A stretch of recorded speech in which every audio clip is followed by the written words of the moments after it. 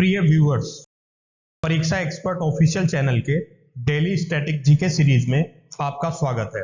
इस सीरीज में हम प्रतिदिन आपके लिए UPSC, state PSC, SSC, RRB banking तथा विविध परीक्षाओं से संबंधित 10 प्रश्न व्याख्या सहित लेकर प्रस्तुत होंगे। हम आशा करते हैं कि ये प्रश्न आपकी परीक्षाओं की तैयारी में सहायक सिद्ध होंगे। चलिए शुरू करते हैं आज के पहले क्वेश्चन से। निम्नलिखित में से कौन सा लक्षण भारतीय अर्थव्यवस्था का नहीं है? ऑप्शन ए, श्रम की न्यून कार्य क्षमता। ऑप्शन नंबर बी, प्राकृतिक संसाधनों की कमी। ऑप्शन नंबर सी, प्रति व्यक्ति कम आय। ऑप्शन नंबर डी, पूंजी निर्माण की न्यून दर।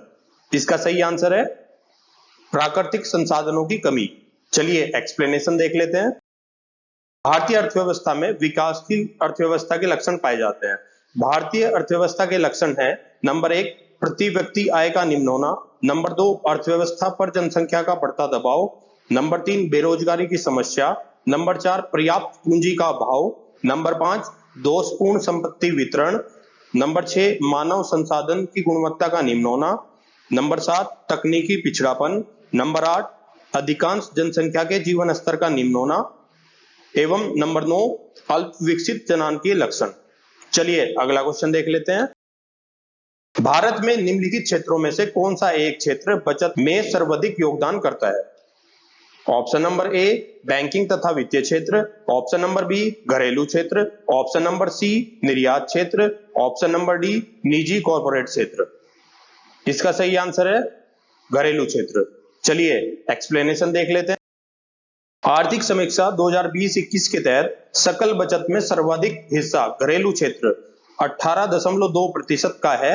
उसके बाद क्रमशः निजी क्षेत्र 10.4% तथा सार्वजनिक क्षेत्र 1.5% का हिस्सा है। चलिए अगला क्वेश्चन देख लेते हैं। किसी देश की आर्थिक वृद्धि की सर्वाधिक उपयुक्त माप है? ऑप्शन नंबर ए, सकल घरेलू उत्पाद। ऑप्शन नंबर बी, शुद्ध घरेलू उत्पाद। ऑप्शन नंबर सी, शुद्ध राष्ट्रीय उत्पाद। ऑप्शन नंबर डी, प्रति व्यक्ति उत्पाद। इसका सही आंसर है प्रति व्यक्ति उत्पाद। चलिए एक्सप्लेनेशन देख लेते हैं। साधन लागत पर व्यक्त वास्तविक घरेलू उत्पाद, राष्ट्रीय उत्पाद तथा प्रति व्यक्ति आय को सामान्यतः आर्थिक समृद्धि की माप के रूप में स्वीकार करते हैं। चूंकि प्रति व्यक्ति आय की गणना करते समय हम जनसंख्या को भी ध्यान में रखते हैं, इसलिए हम प्रति व्यक्ति आय को ही आर्थिक समृद्धि की माप के लिए अधिक स्वीकार करते हैं। चलिए अगला क्वेश्चन देख लेते हैं। निम्नलिखित में से किस अर्थशास्त्री ने भारत में सबसे पहले वैज्ञानिक दृष्टिकोण से राष्ट्रीय आय की गणना की थी? Option number A, VKRV. Rao. Option number B, YK. Alagh. Option number C, Manmohan Singh. Option number D, DR. Gadgil. इसका सही आंसर है वी.के.आर.वी. राव। चलिए एक्सप्लेनेशन देख लेते हैं। भारत की राष्ट्रीय आय की गणना करने का पहला प्रयास दादा भाई नौरोजी द्वारा 1867-68 में किया गया था। हालांकि भारत की राष्ट्रीय आय की गणना के लिए पहला वैज्ञानिक दृष्टिकोण प्रोफेसर वी.के.आर.वी. राव द्वारा 1931-32 में विकसित किया गया था। किसी देश में एक वर्ष में वस्तुओं व सेवाओं का जितना उत्पादन होता है, उस मूल्य के योग को मोटे तौर पर राष्ट्रीय आय कहते हैं।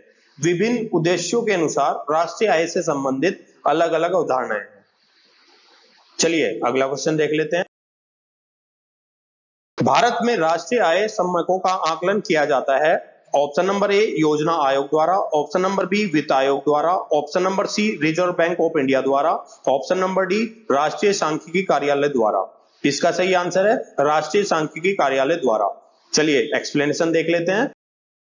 केंद्रीय सांख्यिकी संगठन का गठन 2 मई 1951 को किया गया था, जो भारतीय राष्ट्रीय आय की गणना करता था। वर्तमान में सीएसओ तथा एनएसएसओ को मिलाकर राष्ट्रीय सांख्यिकी कार्यालय का गठन कर दिया गया है। यही राष्ट्रीय सांख्यिकी कार्यालय वर्तमान में राष्ट्रीय आय की गणना करता है।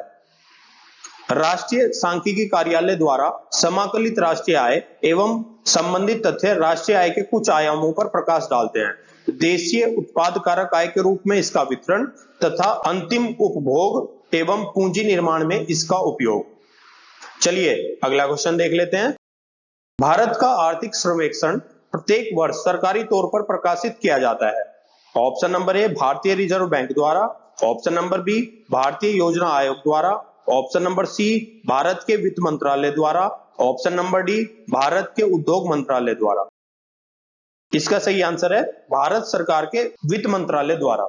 चलिए एक्सप्लेनेशन देख लेते हैं। भारत का आर्थिक सर्वेक्षण भारत के वित्त मंत्रालय द्वारा प्रतिवर्ष प्रकाशित किया जाता है। आर्थिक सर्वेक्षण में पिछले वित्तीय वर्ष में अर्थव्यवस्था के प्रदर्शन से संबंधित तथ्य एवं आंकड़े संग्रहित होते हैं। केंद्रीय बजट से पहले आर्थिक सर्वेक्षण पेश करना भारत में एक पुरानी परंपरा रही है। सर्वेक्षणों को पहले बजट के हिस्से के रूप में प्रस्तुत किया जाता है, लेकिन 1964 में इसे अलग कर दिया गया था। चलिए अगला क्वेश्चन देख लेते हैं।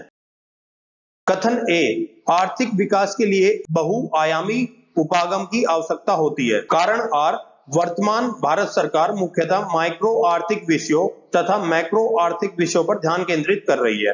कूट, ऑप्शन नंबर ए और आर दोनों सही हैं तथा ए आर का सही स्पष्टीकरण है।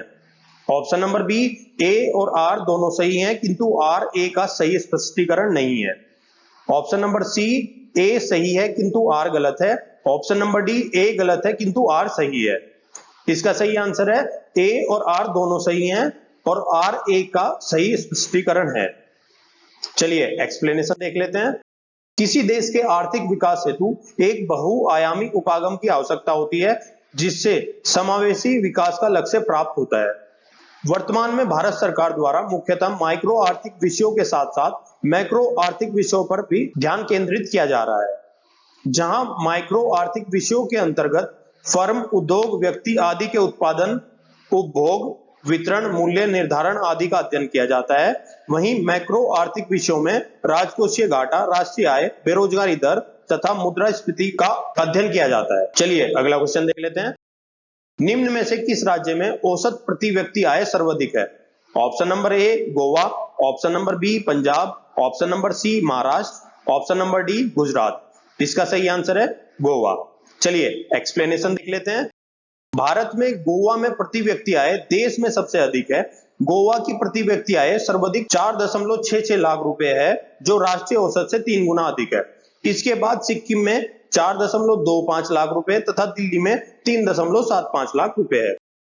चलिए अगला क्वेश्चन देख लेते हैं। कथन ए, भारत में पिछले 10 वर्षों में आर्थिक वृद्धि की दर घटती बढ़ती रही है।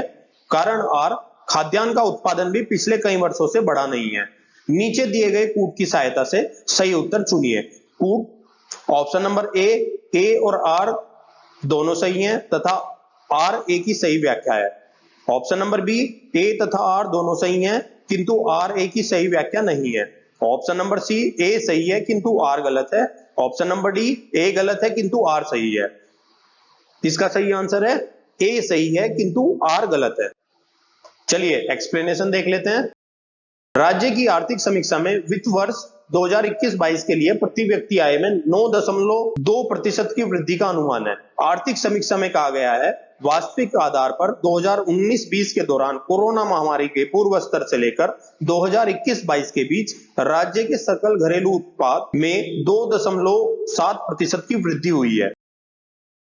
इस साल कुल खाद्यान्न उत्पादन रिकॉर्ड 31.60 करोड़ टन पर पहुंच जाने का अनुमान है, जो पिछले फसल वर्ष में 31.07 करोड़ टन रहा था। वहीं चावल, गेहूं, मक्का, दलहन, चना, तिलहन, सरसों, गन्ने का रिकॉर्ड उत्पादन होने का भी अनुमान जारी किया गया है। इसमें देश का गेहूं उत्पादन फसल वर्ष 2021-22 में रिकॉर्ड 11.13 करोड़ टन रहने का अनुमान है। रबी की मुख्य फसल गेहूं का उत्पादन 2020-21 के फसल वर्ष में 10.95 करोड़ रुपए टन रहा था। चलिए अगला क्वेश्चन देख लेते हैं। उच्च बचत वाली अर्थव्यवस्था होते हुए भी किस कारण से पूंजी निर्माण महत्वपूर्ण उत्पादन वृद्धि में परिणामित नहीं हो पाता है? ऑप्शन नंबर ए कमजोर प्रशासन तंत्र, ऑप्शन नंबर बी निरक्षरता, ऑप्शन नंबर सी उच्च जनसंख्या घनत्व, ऑप्शन नंबर डी उच्च पूंजी उत्पाद अनुपात। इसका सही आंसर है उच्च पूंजी उत्पाद अनुपात। चलिए एक्सप्लेनेशन देख लेते हैं। पूंजी उत्पाद अनुपात किसी अर्थव्यवस्था में एक इकाई उत्पादन के लिए आवश्यक पूंजी की मात्रा को दर्शाता है। जब किसी अर्थव्यवस्था का पूंजी उत्पाद अधिक होता है तो उत्पादन प्रक्रिया कम दक्ष होती है। इसके विपरीत जब किसी अर्थव्यवस्था का पूंजी उत्पाद अनुपात कम होता है तो उत्पादन प्रक्रिया अधिक दक्ष होती है।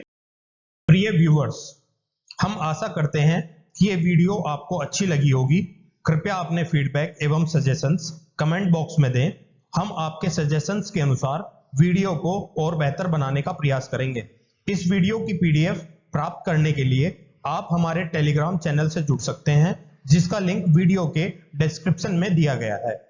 आप हमारी वेबसाइट www.parikshaexpert.com पर जाकर किसी भी एग्जाम की टेस्ट सीरीज ज्वाइन कर सकते हैं।